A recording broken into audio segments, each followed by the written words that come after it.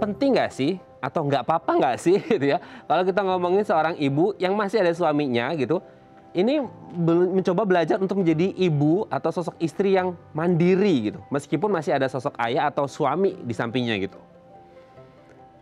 Yes, betul. Mandiri itu kan nggak selamanya berkaitan dengan kemampuan dia mencari finansial ya, Nah, tapi mandiri itu kan bagaimana mereka menjalankan tugas-tugas mereka sehari-hari tanpa harus terus-menerus didukung sama orang lain. Dalam mhm, artian mungkin nggak harus jadi perempuan yang dominan banget, enggak. Tetap mhm, kita hidup di Indonesia, kita hidup di situasi yang mana lebih banyak patriarki ya, yang memegang mhm. budaya patriarki, kita masih tetap harus menghargai suami, tapi juga kita harus perlu meningkatkan kemampuan kita untuk bisa memutuskan sesuatu secara mandiri ataupun menyelesaikan semuanya tuh mandiri gitu, seperti itu.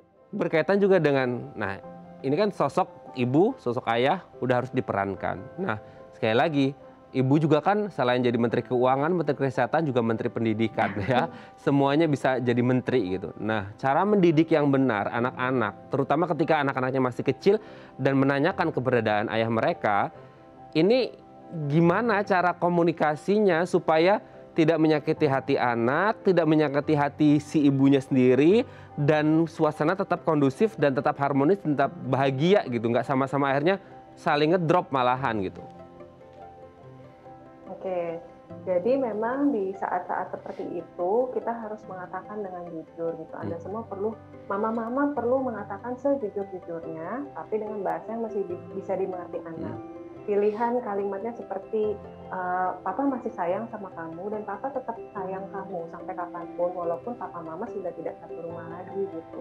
Kalau anaknya masih lebih kecil mungkin bisa pakai mainan-mainan dia dicontohin. mhm, Kita masih tetap berteman, tapi walaupun si A sama si B beda rumah misalnya seperti itu, dan dia akan tetap sering main sama kamu seperti itu.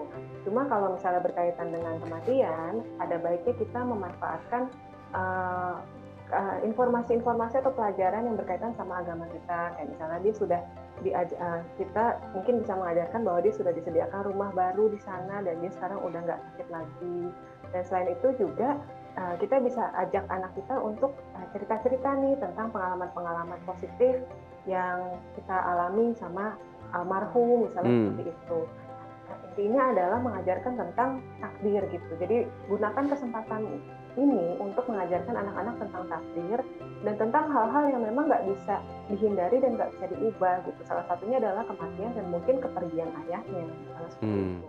Tapi kalau memang ingin cerita ke anak, sebenarnya ada positifnya mhm, karena semua orang tuh butuh merasa bahwa rasa sedihku ini nggak hanya dirasakan sama diriku sendiri, tapi ternyata mama juga ngerasain rasa sedih yang sama.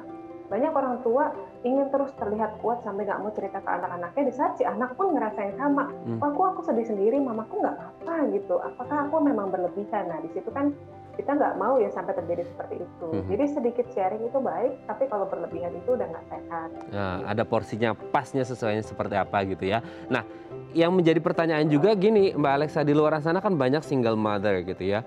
Banyak single parent, single fighter, dan banyak juga ada yang bilang super mom gitu ya. Bisa ini, bisa itu segala macam. Nah, apakah seorang ibu tunggal ini harus juga mencoba menjadi super mom untuk memaksakan diri menjadi super mom kan tentu tidak mudah. Pasti ada kendalanya baik dari fisik maupun mental.